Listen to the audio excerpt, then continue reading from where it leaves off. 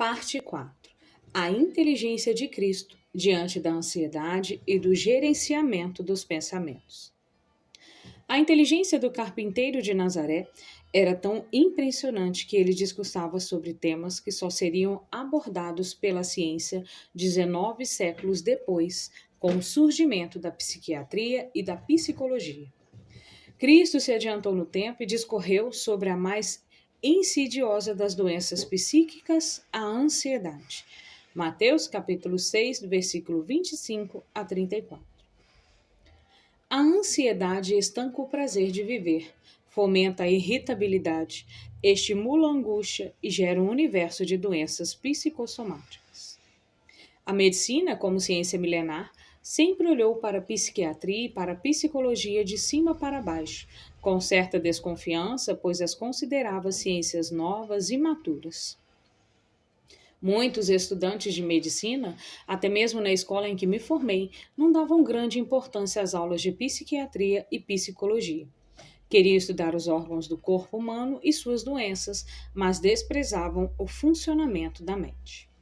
Todavia, nas últimas décadas, a medicina tem abandonado sua postura orgulhosa e procurado estudar e tratar o ser humano integral, organismo e psique, a alma, pois vem percebendo que muitas doenças cardiovasculares, pulmonares, gastrointestinais, etc., têm como causa transtornos psíquicos, entre os quais se destaca a ansiedade.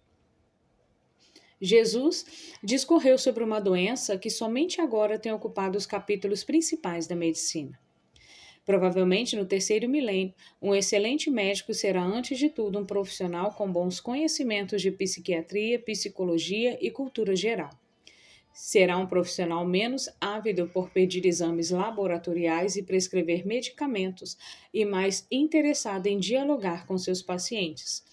Alguém com habilidade para penetrar no mundo deles, detectar seus níveis de ansiedade e ajudá-los a superar as dores existenciais. Será um profissional que terá uma linha de pensamento semelhante àquela apregoada há tantos séculos por Cristo. Ele era o mestre do diálogo. Esse mestre compreendia a mente humana e as dificuldades da existência com uma lucidez refinada. Preocupava-se com a qualidade de vida dos seus íntimos. Discursava eloquentemente: não andeis ansiosos pela vossa vida. Isso não significa que devessem abolir completamente qualquer reação de ansiedade, mas que não vivessem ansiosos. Em seus discursos, Cristo já referia a ansiedade natural, normal, presente em cada ser humano, que se manifesta espontaneamente quando estamos preocupados, quando planejamos, quando expressamos um desejo, quando passamos por alguma doença ou contrariedade. Todavia, segundo ele, essa ansiedade eventual normal pode se tornar doentia, um andar ansioso. Neste livro, não me deterei em detalhes sobre o pensamento de Cristo acerca da ansiedade. Quero apenas comentar que ele afirmava que as preocupações exageradas com a sobrevivência, os pensamentos antecipatórios, o enfrentamento de problemas virtuais, a desvalorização do ser em relação ao ter e etc., cultivavam a ansiedade doentia. O mestre da escola da existência era um grande sábio. As causas que ele apontou não mudaram no mundo moderno. Pelo contrário, elas se intensificaram.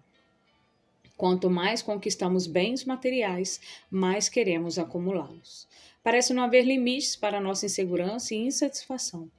Valorizamos mais o ter do que o ser, ou seja, possuir bens mais do que ser tranquilo, alegre, coerente.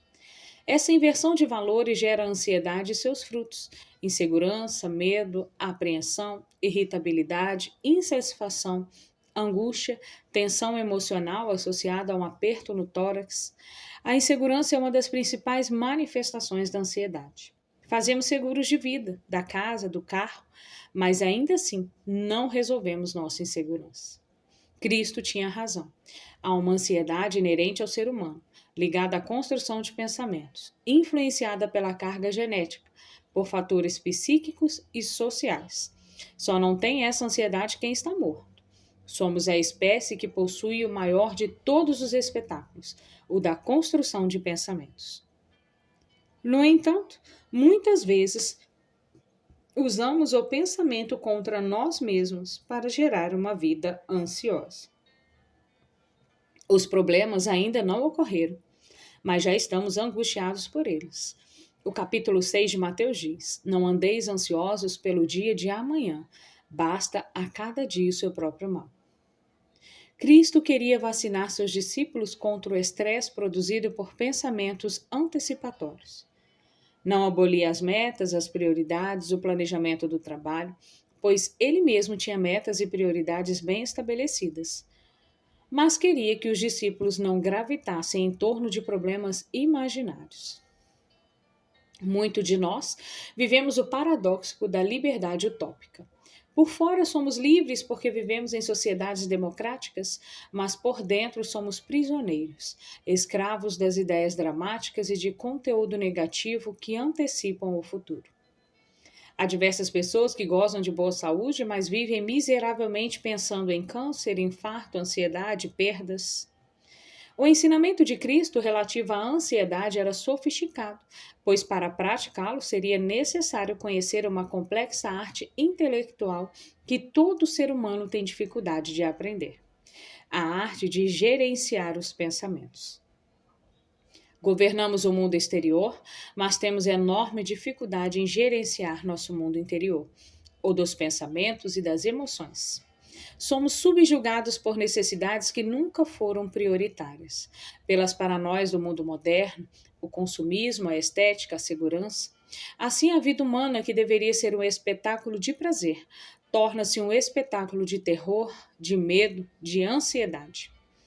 Nunca tivemos tantos sintomas psicossomáticos: cefaleias, dores musculares, fadiga excessiva, sono perturbado, transtornos alimentares como a bulimia e a anorexia nervosa e etc. Uma parte significativa dos adolescentes americanos tem problemas de obesidade, e a ansiedade é uma das principais causas desse transtorno. Para compreendermos a importância do gerenciamento dos pensamentos e as dificuldades de executá-lo, precisamos responder pelo menos a duas grandes perguntas sobre o funcionamento da mente. Qual é a maior fonte de entretenimento humano? Pensar é uma atividade inevitável ou é um trabalho intelectual voluntário que depende apenas da determinação consciente do próprio homem? A maior fonte de entretenimento humano não é a TV, o esporte, a literatura, a sexualidade, o trabalho. A resposta está dentro de cada um de nós. É o mundo das ideias, dos pensamentos, que o ser humano constrói clandestinamente em sua própria mente e que gera os sonhos, os planos, as aspirações. Quem consegue interromper a construção de pensamentos? É impossível. A própria tentativa de interrupção já é um pensamento. Pensamos durante os sonhos, quando estamos trabalhando, andando, dirigindo. As ideias representam um conjunto organizado de cadeias de pensamentos. O fluxo das ideias que transitam a cada momento no palco de nossas inteligências não pode ser contido. Todos somos viajantes no mundo das ideias. Viajamos para o passado, reconstruímos experiências já vividas, viajamos para o futuro, imaginando situações ainda inexistentes. Viajamos também para os problemas existenciais. Os juízes viajam nos seus pensamentos enquanto julgam os réus. Os psicoterapeutas viajam enquanto atendem seus pacientes. Os cientistas viajam enquanto pesquisam. As crianças viajam nas suas fantasias. Os adultos nas suas preocupações.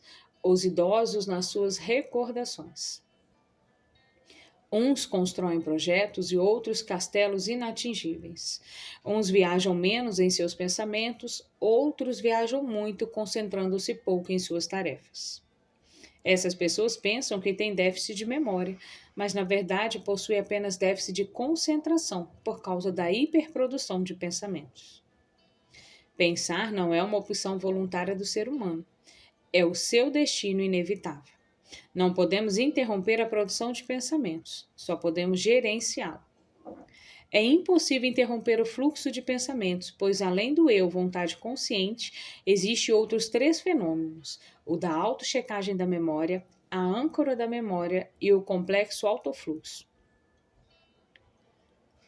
que fazem espontaneamente uma leitura da memória e produzem inúmeros pensamentos diários que são importantes tanto para a formação da personalidade como para gerar uma grande fonte de entretenimento, podendo se tornar também a maior fonte de ansiedade humana.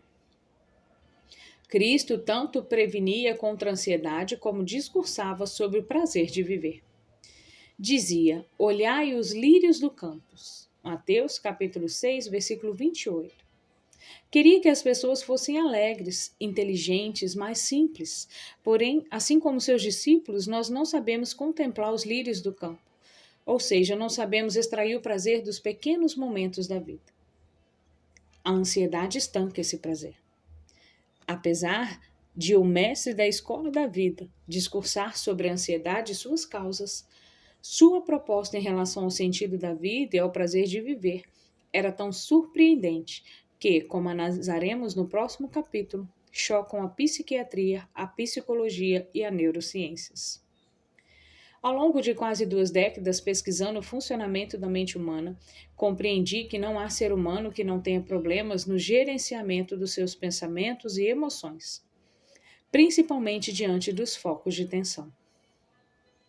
O maior desafio da educação não é conduzir as pessoas a executarem tarefas e dominarem o mundo que as cerca, mas conduzi-las a liderar seus próprios pensamentos, seu mundo intelectual. É possível ter status e sucesso social e ser uma pessoa insegura diante das contrariedades, incapaz de gerar as situações estressantes. É possível ter sucesso econômico, mas ser um rico pobre, sem o prazer de viver, de contemplar os pequenos detalhes da vida. É possível viajar pelo mundo e conhecer vários continentes, mas não caminhar nas trajetórias do seu próprio ser e conhecer a si mesmo. É possível ser um grande executivo e controlar uma multinacional, mas não ter domínio sobre os próprios pensamentos e reações emocionais. Ser um espectador passivo diante das mazelas psíquicas. Cristo não frequentou a escola, não estudou as letras, mas foi o mestre dos mestres na escola da vida. Era tão sofisticado em sua inteligência que praticava a psiquiatria e a psicologia preventiva quando estas nem ensaiavam existir. A inteligência de Cristo diante dos papéis da memória. Como Cristo lidava com os papéis da memória? Usava a memória humana como um depósito de informações? Tinha uma postura lúcida e coerente diante da história dos seus discípulos? Cristo usava os papéis da memória de maneira diferente de muitas escolas clássicas. Possuía uma sabedoria impressionante. Não dava uma infinidade de informações para seus íntimos, nem mesmo regras de conduta, como muitos pensam. Usava a memória como um suporte para fazer deles uma refinada casta de pensadores. Nos capítulos sobre a escola da existência estudaremos esses aspectos. Aqui, comentarei apenas a linha principal do pensamento de Jesus diante dos papéis da memória. As escolas são fundamentais numa sociedade, mas elas têm enfileirado os alunos durante séculos nas salas de aula, acreditando que a memória tem um atributo que na realidade não possui: o de ser um sistema de arquivos de informações que faz de nós retransmissores delas. O senso comum acredita que tudo que se armazena na memória será lembrado de maneira pura. Todavia, ao contrário do que muitos educadores e outros profissionais pensam, não existe lembrança pura das alegrias, das angústias, dos fracassos e dos sucessos que foram registrados na memória existencial, ME. Só são recordadas de maneira mais pura as informações de uso contínuo, como endereços, números telefônicos e fórmulas matemáticas que foram registradas repetidas vezes na memória de uso contínuo, MUC. O passado não é lembrado, mas reconstruído. As recordações são sempre reconstruções do passado, nunca plenamente fiéis, apresentando às vezes micro ou macro diferenças. Ao recordarmos o dia em que recebemos o primeiro diploma na escola, sofremos um acidente, fomos ofendidos, fomos elogiados, a lembrança será sempre diferente em relação ao passado. A memória não é um sistema de arquivo lógico, uma enciclopédia de informações, nem a inteligência humana funciona como retransmissora dessas informações. A memória funciona como um canteiro de dados para que nos tornemos construtores de pensamentos. Cristo tinha consciência disso, pois usava a memória como um trampolim para expandir a arte de pensar. Estava sempre estimulando seus discípulos a se interiorizarem e a se repensarem. Por que a memória humana não funciona como a memória dos computadores? Por que não recordamos o passado exatamente como ele foi? Aqui se esconde um grande segredo da inteligência. Não recordamos o passado com exatidão, não apenas pelas dificuldades de registro cerebral, mas também porque um dos mais importantes papéis da memória não é transformar o ser humano num repetidor de informações do passado, mas no engenheiro de ideias, um construtor de novos pensamentos. Esse segredo da mente humana precisa ser incorporado pelas teorias educacionais. Nunca se resgata a realidade das experiências do passado, mesmo quando está em tratamento psicoterápico. O filme do presente nunca é igual ao do passado. Esse fenômeno, além de nos estimular a sermos engenheiros de ideias, contribui para desobstruir a inteligência em situações dramáticas. Por exemplo, uma mãe que perde um filho poderia paralisar sua inteligência, pois recordaria continuamente ao longo da vida a mesma experiência de dor vivida no velório dele.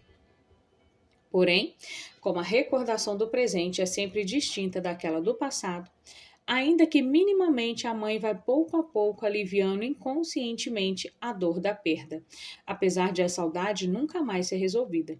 Com isso, ela volta a ter prazer de viver. Sem tais mecanismos intelectuais expostos sinteticamente, não apenas as experiências de dor e fracasso poderiam paralisar nossas inteligências, mas também as de alegria e sucesso poderiam nos manter gravitando em torno delas. Cristo estava continuamente conduzindo seus discípulos a pensar antes de reagir, a abrir as janelas de suas mentes mesmo diante do medo, dos erros, dos fracassos e das dificuldades. Estimulava os papéis da memória e o processo de construção de pensamentos. Volto a repetir. A leitura multifocal da memória e a reconstrução contínua do passado nos leva a ser engenheiros criativos de novas ideias e não pedreiros das mesmas obras. Mas não contribuímos para esse processo como fazia o mestre de Nazaré. Pelo contrário, nós o atrapalhamos, pois em vez de exigirmos de nós a flexibilidade e a criatividade, preferimos ter ótima memória e ser repetidores de informações, o que encarcera a inteligência. Esse erro educacional se arrasta por séculos e vai se intensificando cada vez mais à medida que o ser humano quiser ter uma memória e uma capacidade de resposta semelhante à dos computadores. Os computadores são escravos de programas lógicos. Eles não pensam, não têm consciência de si mesmos e, principalmente, não duvidam nem se emocionam. Muitos alunos não se adaptam ao sistema de ensino tradicional e são considerados incompetentes ou deficientes porque o modelo educacional nem sempre estimula adequadamente os papéis da memória. As próprias provas escolares podem representar, às vezes, uma tentativa de reprodução inadequada de informações.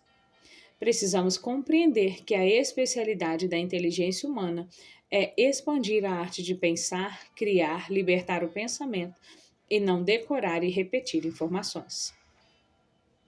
Veremos que, por conhecer bem os papéis da memória, o mestre da escola da existência ensinava muito dizendo pouco. Desejava que as pessoas não fossem repetidoras de regras de comportamento, capazes apenas de julgar os outros, mas sem saberem se interiorizar e enfrentar seus próprios erros. Como os fariseus, conforme é relatado nos capítulos 6 e 23 de Mateus. Tire a trava do seu olho, então verás claramente para tirar o cisco do olho do teu irmão. Somos ótimos para julgar e criticar os outros. Todavia, ele não admitia que seus discípulos vivessem numa maquiagem social. Primeiro tinham que apontar o dedo para si mesmo, para depois julgar e ajudar os outros. Estudando as entrelinhas de suas ideias, verificamos que Cristo sabia que os pensamentos não se registram na mesma intensidade, que há determinadas experiências que obtêm um registro privilegiado no inconsciente da memória. Por isso, toda vez que queria ensinar algo complexo ou estimular uma função importante da inteligência, tal como aprender a se doar, a pensar antes de reagir, a reciclar a competição predatória, Jesus usava gestos surpreendentes que chocavam a mente das pessoas e marcavam para sempre a memória delas. O mestre dos mestres entendia as limitações humanas, sabia como era difícil administrar as próprias emoções, principalmente nos focos de tensão. Sabia que facilmente perdemos a paciência quando estamos estressados, que nos irritamos por pequenas coisas e ferimos as pessoas que mais amamos. Para ele, o mal é que sai de dentro de nós e não o que está fora. Cumpre ao ser humano atuar primeiro no seu mundo intelectual, para depois aprender a ser um bom líder no mundo social. Cristo não admitia que as tensões, a ira, a intolerância, o julgamento preconcebido envolvessem seus discípulos. Estimulava seus íntimos a serem fortes numa esfera em que costumamos ser fracos. Fortes em administrar a impaciência, rápidos em reconhecer as limitações, seguros em reconhecer os fracassos, maduros em tratar com as dificuldades do relacionamento social. Mateus capítulo 5, versículo 1 a capítulo 7, versículo 29. A preocupação do mestre tem fundamento. Existe um fenômeno inconsciente que chamam de fenômeno RAM, registro automático da memória, que grava imediatamente todas as experiências na memória. Nos computadores é necessário dar um comando para salvar as informações. Porém, na memória humana, a mente não nos dá essa liberdade. Cada pensamento e emoção são registrados automática e espontaneamente, e por isso as experiências do passado irrigam o nosso presente. O fenômeno RAM registra todas as nossas experiências de vida, tanto nossos sucessos como os nossos fracassos, tanto as nossas reações inteligentes como as imaturas. Entretanto, há diferenças nos processos de registro que influenciarão o processo de leitura da memória. Registramos de maneira mais privilegiada as experiências que têm mais conteúdo emocional, seja ele prazeroso ou angustiante. Por isso, temos mais facilidade de recordar as experiências mais marcantes de nossas vidas, tanto as que nos causaram alegrias como aquelas que nos frustraram. Estimular adequadamente o fenômeno RAM é fundamental para o desenvolvimento da personalidade, inclusive para o sucesso do tratamento de pacientes depressivos, fóbicos e autistas. Cristo não queria que as turbulências emocionais fossem continuamente registradas na memória, engessando a personalidade. Queria que seus discípulos fossem livres. Lucas capítulo 4, versículo 18, João capítulo 8, versículo 32. Livres num território em que todo ser humano é facilmente prisioneiro, seja um psiquiatra ou um paciente, no território da emoção. O mestre da escola da existência, quase 20 séculos antes de Goleman, já discursava apontando a energia emocional como uma das importantes variáveis que influenciava o desenvolvimento da inteligência. Como veremos, a maneira como ele lidava com as intempéries emocionais, superava as dores da existência, desenvolvia criatividade e abria janelas da mente nas situações estressantes, deixaria os adeptos da tese da inteligência emocional pasmos, tamanha a sua maturidade. Se não formos rápidos e inteligentes para lidar com nossas ansiedades, intolerâncias, impaciências, fobias, nós a retroalimentaremos em nossas memórias. Assim, nos tornaremos o nosso maior inimigo, refém de nossas emoções. Por isso, muitos vivem o paradoxo da cultura e da miséria emocional. Possuem diversos títulos acadêmicos, são cultos, mas ao mesmo tempo são infelizes, ansiosos e hipersensíveis. Não sabem absorver suas contrariedades, frustrações e as críticas que recebem. Essas pessoas deveriam se reciclar e investir em qualidade de vida. Não está sob o controle consciente das pessoas o registro das informações na memória. assim como também não está o ato de apagá-las. Mas é possível reescrevê-las. Já pensou se fosse possível deletar os arquivos registrados na memória? Quando estivéssemos decepcionados, frustrados com determinadas pessoas, teríamos a oportunidade de matá-las dentro de nós. Isso produziria um suicídio impensável da inteligência, um suicídio da história. Muito de nós já tentamos, sem sucesso, eliminar alguém de nossa memória. Cristo indicou ao longo do relacionamento que teve com os seus discípulos que tinha consciência de que a memória não pode ser deletada. Veremos que não queria destruir a personalidade das pessoas que conviviam com ele. Pelo contrário, desejava transformá-las essencialmente, amadurecê-las e enriquecê-las. Não desejava anular a história delas, mas desejava que reescrevessem sua história com liberdade e consciência, que não tivessem medo de repensar seus dogmas e de revisar os seus conflitos diante da vida. Como pode alguém que nasceu há tantos séculos, sem qualquer privilégio cultural ou social, demonstrar um conhecimento tão profundo da inteligência humana? O mestre de Nazaré era o maestro da vida. Ele usava seus momentos de silêncio, suas parábolas, suas reações para estimular seus incultos discípulos a se tornarem um grupo de pensadores capazes de tocar juntos a mais bela sinfonia da vida. Sem dúvida, era um mestre intrigante e instigante. Estudar a inteligência dele é muito mais complexo do que estudar de Freud, de Jung, de Platão ou de qualquer outro pensador.